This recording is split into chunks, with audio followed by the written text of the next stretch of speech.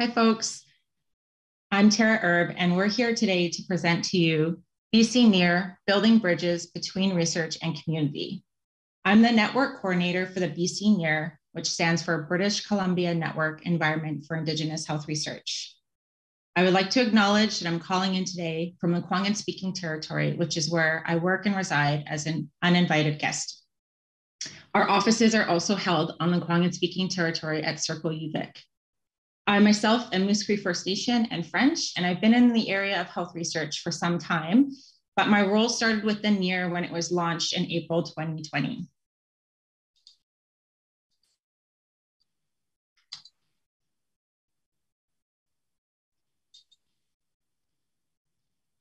The BC NEAR network has almost 200 registered members to date. That includes ICCOs, which stands for Indigenous Communities, Collectives, and Organizations, as well as Indigenous academics, professionals, and Indigenous trainees, such as graduate students and allies. We have many partners, but our core partners are First Nations Health Authority, Métis Nation BC, and the BC Association of Aboriginal Friendship Centers. All of our core partners are represented on our governing council, which is 100% Indigenous-led. We honor our elders and their leadership. Our elders are Elder Roberta Price, Elder Barb Hume, and Elder Jerry Ullman. In privileging Indigenous voices and lived experience, as well as centering cultural knowledge, our council elders are actively involved in all decision-making regarding BC NEAR policies, programs, and activities. The NEAR is generously supported by CIHR. This 5-year research grant, with the potential to renew twice, represents the largest single investment ever from the Government of Canada, totaling over $100 million. The BC NEAR serves over 300 ICCOs, 198 First Nations communities, 39 Métis chartered communities, 25 friendship centers, and many other Indigenous organizations and collectives. Indigenous-led research and ICCO-led research is grounded on self-determination, Indigenous knowledges, values, and ethics, Indigenous methodologies, decolonizing methodologies, holistic knowledge, cultural safety, and equity. In all our research processes, we strongly adhere to OCAP. Research and research data is owned, controlled, accessed, and possessed by ICCOs at all times. We have 2 funding opportunities, the Research Development Grant valued at $10,000 and the Knowledge Sharing and Mobilization Grant valued at $5,000.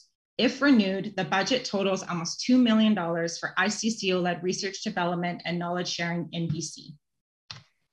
We enact our principles and values in research, as well as support ICCOs in the research process through our Indigenous health research facilitators. We have 5 facilitators by region to serve ICCOs across BC. We are very grateful for the SPOR for co-funding the positions of the facilitators. I will now pass it on to Atlanta, one of our facilitators, to talk more about their work with ICCOs in BC. Thank you.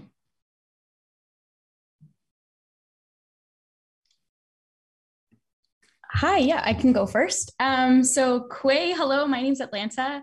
I am Iroquois here on Wendat. I'm from the traditional territories of the Anishinaabe, Ojibwe, Haudenosaunee, and Krendat peoples. I'm currently calling in right now as an uninvited guest on the ancestral and unceded traditional territories of the Musqueam, Squamish, and Tsleil-Waututh peoples. As I said, my name's Atlanta. I'm the Indigenous Health Research Facilitator, sharing the zone with Zoe, my colleague here who's going to speak next. We're in the region of Fraser Valley and Vancouver Coastal, so that kind of works in Metro Vancouver, seeping out into Fraser region.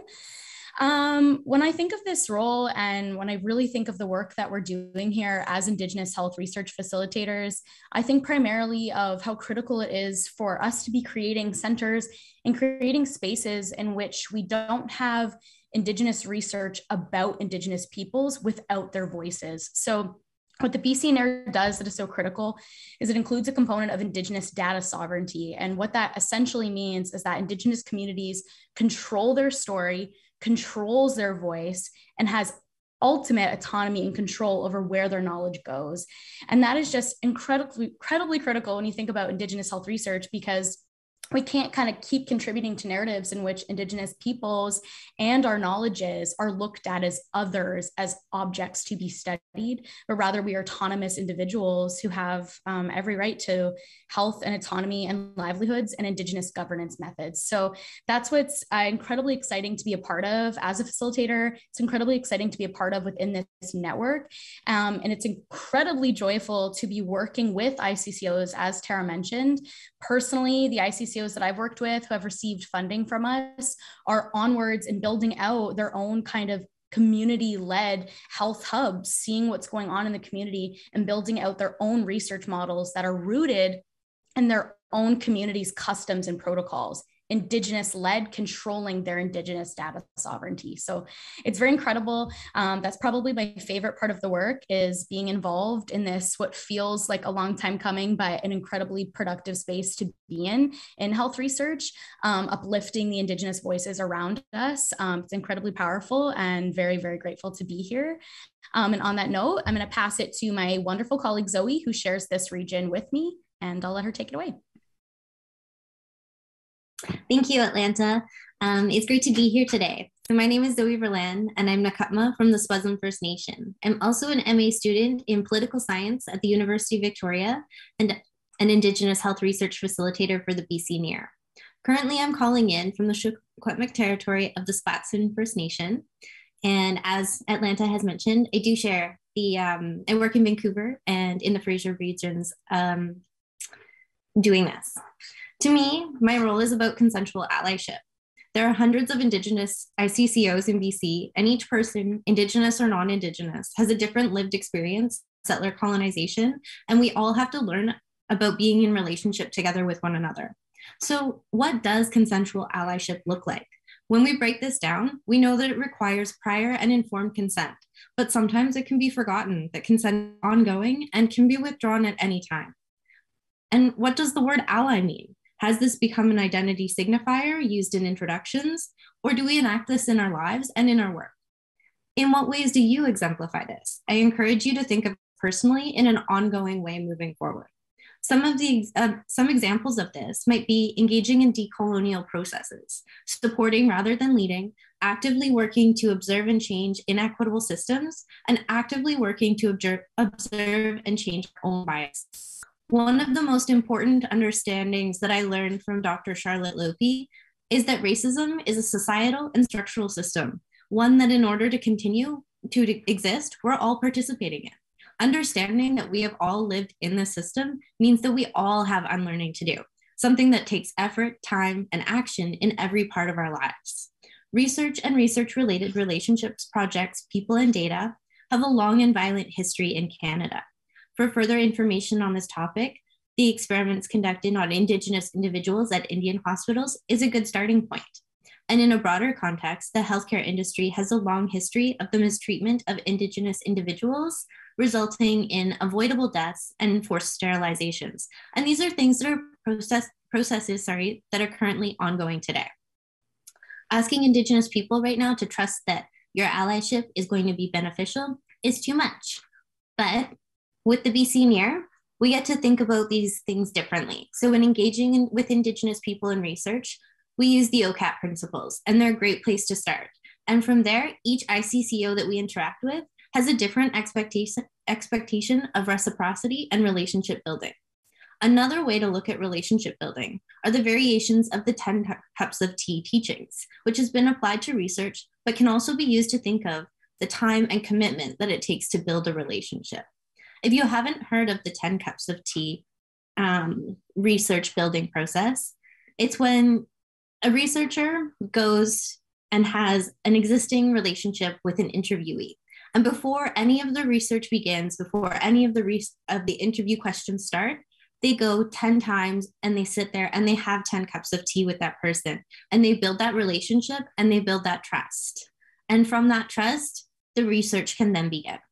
The BC NEAR is a way to actively support unlearning and relearning new ways of engaging with Indigenous people. The funding structure allows for ongoing relationship building and for research to be done for the benefit of ICCOs in a way that takes a supportive role. It is engaging to build lasting relationships with ICCOs in supporting them through the BC NEAR funding process and through their projects. One of my favorite parts of the BC NEAR is being able to work with such a great team of Indigenous women and being able to work with ICCOs that are doing such amazing work that is important to their communities and improves the ways that Indigenous people can re-engage with research that holds traditional research values over Western research ways of doing. Thank you so much for your time, and I'll now pass it over to my colleague, Laura. Hello, Tansy, hello and good morning. Thanks for that pass off, Zoe. My name is Laura McNabb-Coombs. I am a Métis biomedical sciences student here at the University of Northern British Columbia, located on the unceded traditional territory of the Lheidli people. I am the Indigenous Health Research Facilitator for Northern BC, as well as into parts of the Yukon Territory. So what our role looks like on a typical day, it varies. We do a lot of things, ultimately hoping that this results in us creating supportive relationships with ICCOs, so that they're able to have a bigger, more autonomous role in their own health and wellness. We offer funding opportunities that Tara mentioned above, supporting research development and design, and we're available to support ICCOs throughout the research project if desired as well, although we don't actually fund that component. And then we have funding for knowledge sharing and mobilization. And again, we're here at all points to support the ICCO in whatever kind of capacity they may need throughout this process.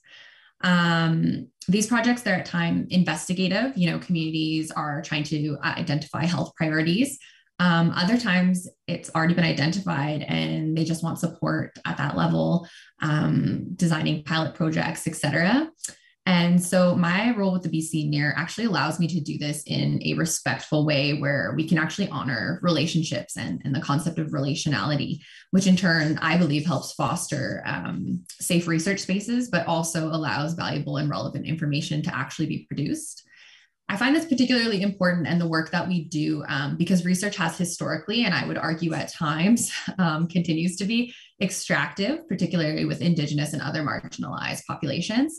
I think the context of addressing health inequities that Indigenous peoples across Turtle Island are experiencing, that approach has traditionally been taken in a really paternalistic way, and it's just not working.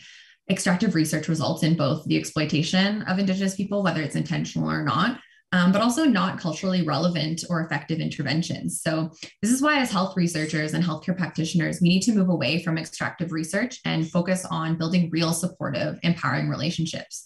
We can't enter these interactions without genuine interest in helping the ICCOs we work with, just being there to tick a box on a grant application or as part of a job description. And I think we need to change the approach we take to Indigenous health research. And at this job, we have a unique opportunity to do that.